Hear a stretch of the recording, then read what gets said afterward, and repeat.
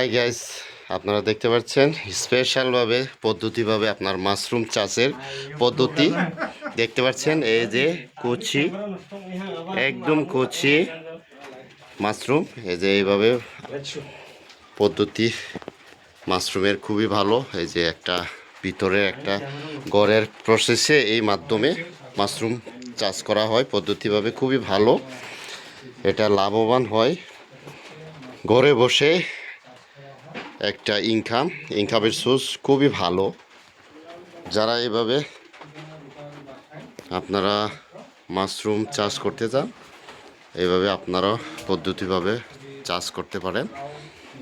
তবে সময় দিতে হয় প্রচুর পরিমাণে, যত্ন সহকারী।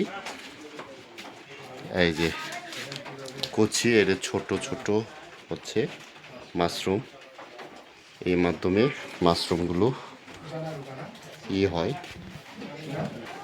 এই যে দেখেন, এই যে প্রসেসগুলো, এই যে এইভাবেই, এই যে এটা বড় আকারের খুবই কচি ফেস একদম মাশরুম, এই যে ছোট ছোট আকারে খুবই ভালো, খুবই ভালো।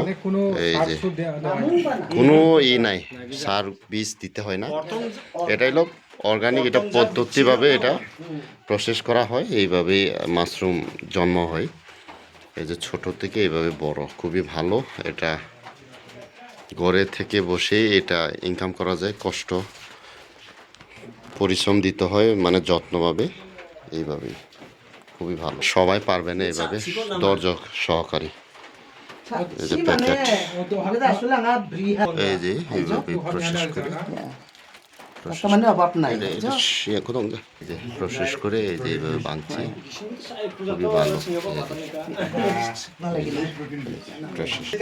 মাশরুম চাষের পদ্ধতি দেখেন, এই যে হয়েছে বড়, এই যেভাবে জমাইতে হয়। যাই হোক, মাশরুম খাওয়া অনেক ভালো। যাদের ডায়াবেটিস এবং হাই প্রেশার, গরু মাংসের সাথে এটা 250 মিলিভাবে মিক্স করে রান্না করতে হয় গরু মাংস, তখন ওই যে প্রেশার ডায়াবেটিস কন্ট্রোল হয়, ভালো খেতে পারে। গরু মাংস যারা খাইতে পারে না ডায়াবেটিসের কারণে বা হাই প্রেশার কারণে, এটা মাশরুম মিক্স করে খেলে ভালো হয়। এইভাবে আপনারা খাবেন। Thank you. এই যে মাশরুম চাষ আপনাদের জন্য কিভাবে পদ্ধতি আজকে দেখাবো, এই যে খুবই ভালো। এইভাবে ঝুলন্তভাবে যেভাবে রাখে, এই যে এগুলা প্যাকেটিংগুলো 1 2 3 4 5 6টা 5টা সারি সারি এভাবে ঝুলিয়ে বাঁধতে হয়, এভাবে যত্ন সহকারে বিক্রি করতে হয়। খুবই ভালো, খুবই ভালো।